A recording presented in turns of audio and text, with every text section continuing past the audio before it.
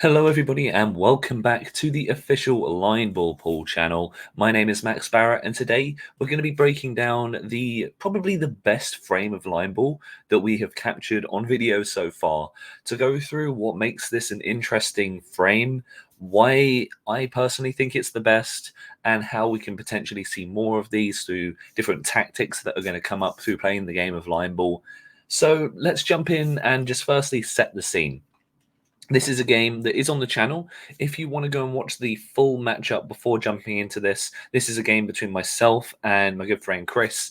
We played it a few weeks ago on the channel. It's one of the earlier videos. I say a few weeks ago, given when this video is coming up, it's probably a few months ago now. But this is a game between me and Chris in the Pioneers Championship, which is just a series of exhibition matches to get us all used to the game of line ball. And as you can see at the bottom of the screen, the total score at the moment is 8-4, and we are just about to begin the 13th frame of the match. So before we jump into this, firstly, please do subscribe for new line ball videos every single Tuesday at 6 p.m. We've got a tournament coming up very soon. Can't wait to share more details about that. So if you want to learn more, make sure to subscribe so you never miss a video every Tuesday. Secondly, if you don't know the rules of line ball, there's a video right back at the start of the channel. It came out around the same time as this specific match as well. So go back, just look at the video called How to Play Line Ball, and you can find out the rules if you aren't familiar. But let's jump in and firstly set the scene as to why the game. So we start off with Chris playing with the yellows. I am on reds for this one. And the black ball is sort of out in the middle. Now, you know from the tactics of line ball that to keep something safe, you either want it to be near the bottom rail here, where it's difficult to bounce a ball out. You want it near a pocket, because then it's risky that an opponent could pot your ball, or somewhere near the black, because no one really wants to play around the black, because there's always that risk that you could knock a ball onto it and lose the game. Me and Chris have both had a really good start here with a yellow and a red being behind the black ball effectively and right on that edge rail, right down here. This is a perfect start from both of us because we can't ricochet each other's balls out. As we know with line ball, the more balls you have down in that end zone, the better by the end. Now, I've not played a particularly good shot here.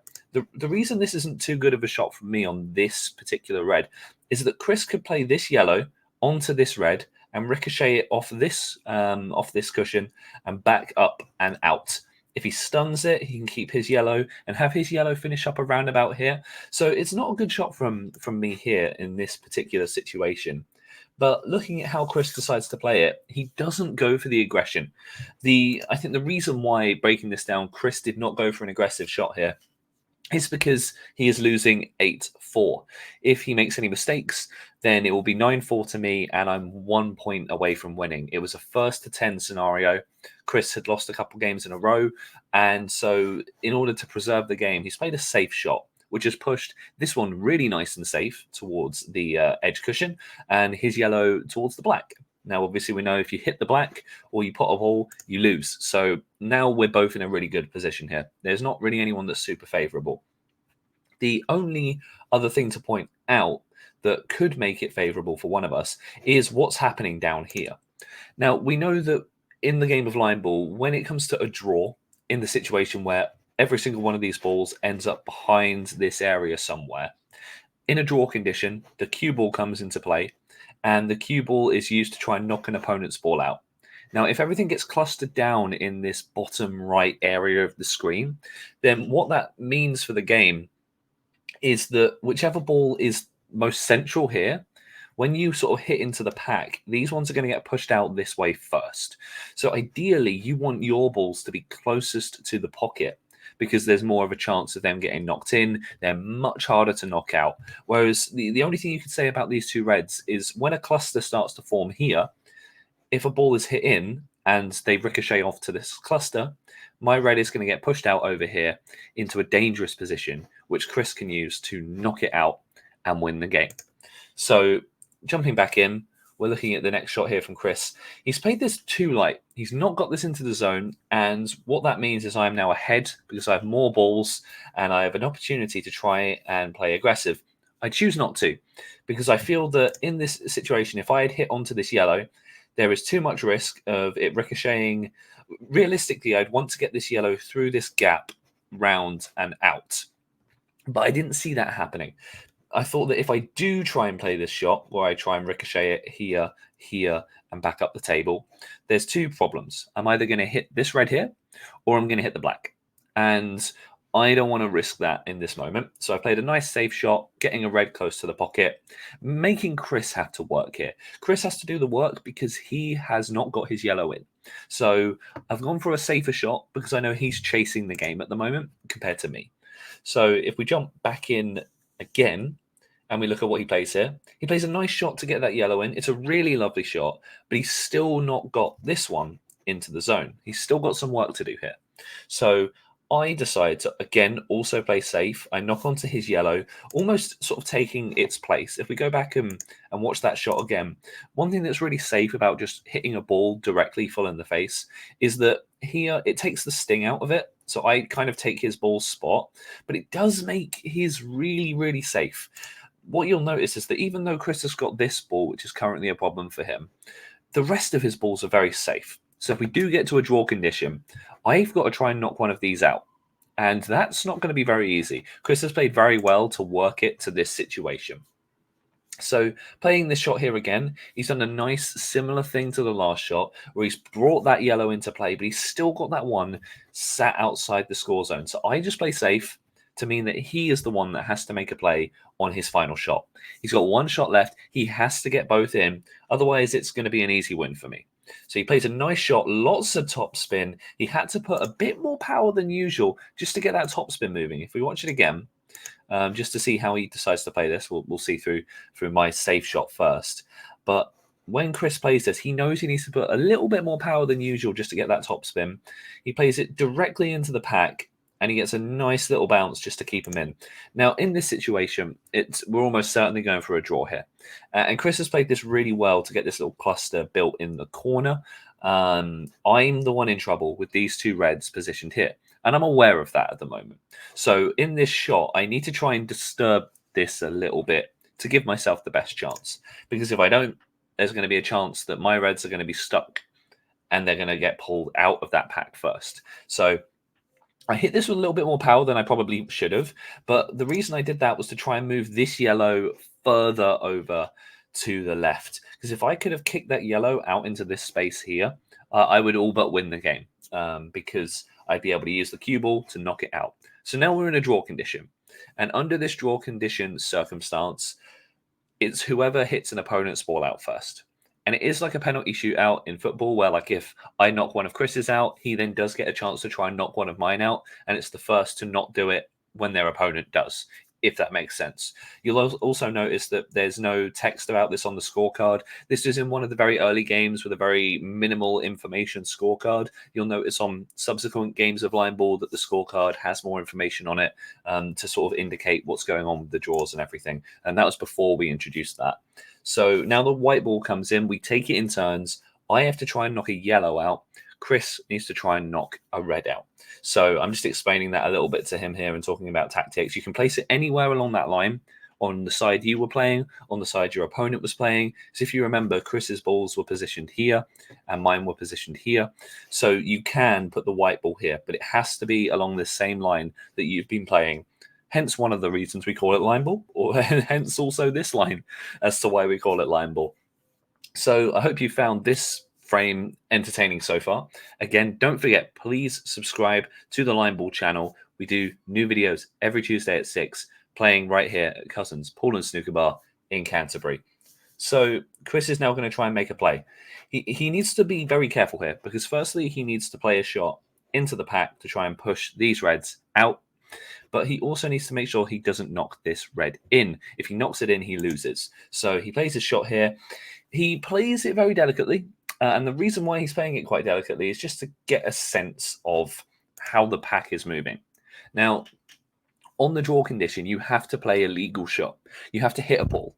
If you don't, you have to retake. So Chris can't just hit it into the open and not hit anything and then it go to me. He has to play a legal shot.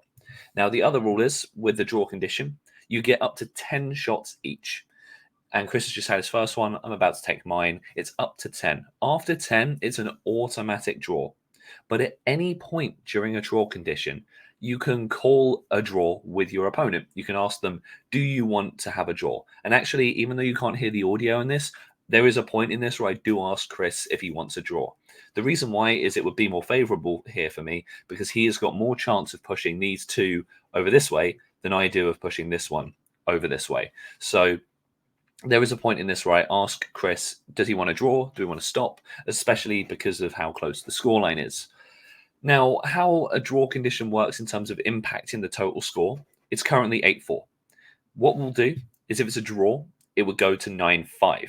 So I'd be winning by 9, and Chris would have 5 points. So it's the same amount of games he has to chase. However, if the score was 9-5, you can't win the game with a draw condition. So if you draw at 9-5, you both get 0. And that's basically just because we don't want a game to end on a draw. So it would just nullify, it just keeps the person who is losing chasing by the same amount of points.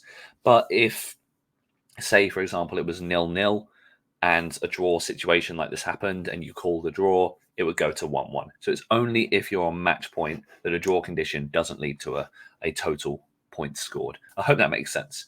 So now it's my turn. I have a bit more wiggle room here because I'm winning, so I play with a bit more power, and I'm very, very lucky that I didn't hit the black there with that yellow. I'm just going to run that back so we can watch that one more time. Because I'm winning by 8-4, I don't want to lose this, but also if Chris wins, I'm not too bothered about it. He's still chasing me by 3 if he wins this, so I do play it with a bit more power, and you'll notice this yellow goes right towards the black. It doesn't hit it. It's very close, though, which just means that we've got a lot of balls in a very close proximity to the black. So now we're both on 1 point, or 1 attempt each. We've got 9 left each. So Chris plays his next shot here. Again, very delicate. He's playing it too light, but also I understand it from his side. He doesn't want to take any big risks because he knows he wants the win. Chris does not want to take the draw condition here. When I asked him, he said no. So we keep playing because he doesn't want to take that draw. The players have to agree. And now I've played a brilliant shot there to bring this yellow out. So we're just going to rewatch that because I'm really happy with this shot here. I hit my red onto his yellow, don't knock anything in the pocket, and I've brought his yellow out a little bit, which is fantastic. I've still got to do 1 or 2 more shots to work that yellow into a position where I can hit it out. It's not quite hittable yet, in my opinion at least, but I do feel like that this was quite a good shot. It was very risky because of what's going on down here. I could have potted a red by mistake and lost the whole thing, but I'm willing to take that risk. Chris has played a safe shot again. He's not taking any risks. He's played 3 now. I've played 2. So we're moving at a good rate here. And so I really go for the jugular with this one. I hit this very hard, but it's a big mistake. It's a big mistake. We'll rewatch that shot because that was very, very, very poor from me. I hit it kind of into this area right here, which then just causes this red to shoot out the back. Now, what I probably should have done is maybe played from this side of the table, hit the yellow full in the face, but trying to clip it off of this. Because if I can clip it here, I could probably send it over this way, push these further this way, and have this one be the only ball that is going towards the left-hand side. That would have been a smarter play to make, I think. Or if I really wanted to play it into the pack side first, I could have come all the way over to this side, played it across and in from here. If I played it maybe playing the white here off of this cushion and into the pack here, there's a chance I could have knocked this yellow onto this yellow into the space. There was 2 options. The option I choose is not a very good one. I'm quite disappointed in how I played this shot because it's quite obvious that if I hit it into this area, it's going to go this red, and push that out into the open space, which is exactly what happens. So I make a big mistake here, and I give Chris a bit of a lifeline. And I know I've made the mistake because now there's only 1 red out in the open. Chris and I have played 3 shots each, so there's still 7 shots to go before a draw condition is automatic. Chris knows this, so he plays his 4th, and it's a brilliant shot. The ball was still on the rail, which means it was very difficult to hit it into an open space. But he's done a really nice job there of bringing it out into the open, and he's set himself up for the win. It's a lovely shot. So I now here, I go for the shot I probably should have gone for before, where I hit the yellow full in the face to try and clip it off of this and bring it out. I think I hit this a bit too hard, maybe? No, it's okay. It was a bit better. It's brought it more out. But the only problem I'm starting to now find is that this cluster is so pushed towards this corner pocket that I really don't have a whole lot to work with here. And Chris knows he's in the best position. So we'll watch it. We'll play it out because all he needs to really do is hit this red off here and up, and he takes the win. So here's Chris's shot. And unfortunately, he plays it directly into the pocket and loses the frame. So in that situation, that's a complete fluke. Chris was trying to hit it off of, I believe he told me, this edge, and he hit it too true, too pure, directly into the pocket, didn't even touch the sides, and he loses that frame. So it was a magic frame, this one. So many twists and turns, and the commentators of the game on the channel did a really good job of illustrating it as it was happening. But that's why this, I think, is the best frame of line ball we've had so far. Just so much depth, so much going on. The way that it twists and turns from who was in the driving seat to who ends up winning. It starts off with me having more control when Chris plays that shot that kind of that doesn't make the line, and then Chris takes over that power again by pushing by when my red ends up sort of over here. And then ends up losing the game at the end there. So really nice frame. The score then goes to 9-4 to me. So quite an insurmountable difference. But, you'll see at the bottom that there's actually quite a lot of time left in the video. So maybe Chris makes a comeback, or maybe I close out and win the final game. You'll have to head back to that video to see what actually happens. I did contemplate hiding the sort of total amount of points so that I didn't spoil it. But I also feel like for showing you this frame, it's very important that you see the context of how close I was to winning for why Chris played certain shots, because it almost made more sense at points for him to just take the draw, but he's choosing not to, because if he took a draw condition, it would have gone to 9-5. I still end up on match point anyway. So he just didn't want me to win at all at any cost. So he was more than happy to sort of take those risks, not play for the draw, but play for me making a mistake, which is why he played some really nice shots, getting things into the bottom corner. Ultimately, Chris played a lot better than me in this game. I made a lot of mistakes in this specific round, and he capitalized on them really well. He just made one big mistake here at the end, which cost him the whole thing. And that's why line ball is a tough game, because you're always one shot away from ending your match. So thank you all so much for watching this analysis. I hope you enjoyed it. I hope it was interesting, and I hope it gave you a bit more insight into the sort of tactical side of line ball, because I know we've explained the rules and we've watched games together over the last few weeks and months, but I think it's different. It's a bit different when we sit down and we properly break down what's happening in the game.